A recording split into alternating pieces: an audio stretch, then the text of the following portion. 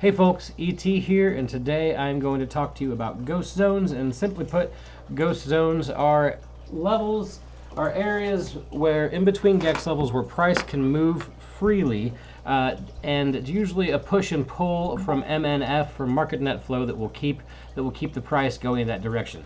So the first thing I'm going to do is I'm going to show you how I get my ghost zones drawn. So the first thing you want to do is you want to come to your stock ticker dashboard, click stocks, and then click SPY, and that'll bring you there. From there, you want to choose your time frame. Some people use daily. I like to use hourly. It just gives a little bit of a wider picture and a cleaner picture for me. And there are two options for getting your GEX levels drawn. You can follow these instructions here, which are highly accurate, and they will bring them over to your trading view chart, or you can do what I do, and I click all and I manually draw mine. When I'm manually drawing mine, I am looking for areas of contention at these GEX levels to create my ghost zones. So the first thing I'm going to do is I'm going to look around here, and I'm going to see we've had some area here on this GEX level where we've had some rejects, some bounces, and a little bit of consolidation below, and I'm going to get that level drawn out, and then I'm going to draw another one up here in this area that we are right here.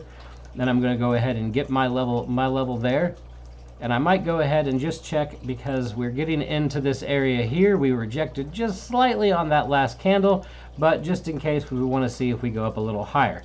So now I have my GEX levels ready to go. I know what my numbers are. I've got my TV chart pulled up, and I'm going to just transfer those over by dragging my lines on my TV chart to get those.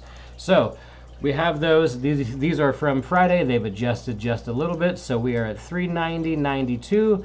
So I'm going to go ahead and say we have one right around there. Some of these have disappeared from the other day. We've got a little bit cleaner, so I'm just going to drag this one up to 390.92 roughly. It doesn't have to be absolutely precise, but it does give you a good example of where things are going to be. Our next one is at 397.83, so I will come over here to this chart, and I will pull this down a little bit to 397.85. That's pretty close. If you can see, we go down a couple pennies, and we do get right in that range a little bit.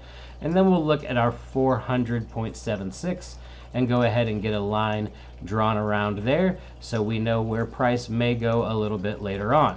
So from here, what we're really looking at in these ghost zones is free price movement, right? It can go any direction that it wants, but MNF is really the one that's going to pull it for us in those directions. Okay, as MNF started to ramp up in calls on Friday, we started to see this nice rise going up. And even if we're, let's say, consolidating in this area and we've got a very choppy MNF, the tails of calls and puts can also push this around just a little bit. So if puts are below calls and you start to see a tail of the put come up a little bit, there's a good chance that it might come back down to this 394.84 for some more consolidation. And it's no shocker when we hit these ranges if we see calls start to ramp up again as it approaches these ranges. I use these ghost zones very simply. What I'm looking for in a ghost zone is a pullback on a positive day when we do have a positive MNF, to get a scalp for the run up as long as Market Netflow is still showing positive puts over calls. I would prefer time frame continuity for full confluence, but these are sometimes and pretty frequently pretty simple scalps that we can kind of get a nice little quick bounce for 10-20% on, and that's all I am looking for the most part. My apologies. So once again, our price can move freely here, and our price can move freely here. And while this price is moving freely, it is Market Netflow that is showing us which way we are going to pull up or push down. Okay, so what we're looking for all the time is confluence between Market Netflow.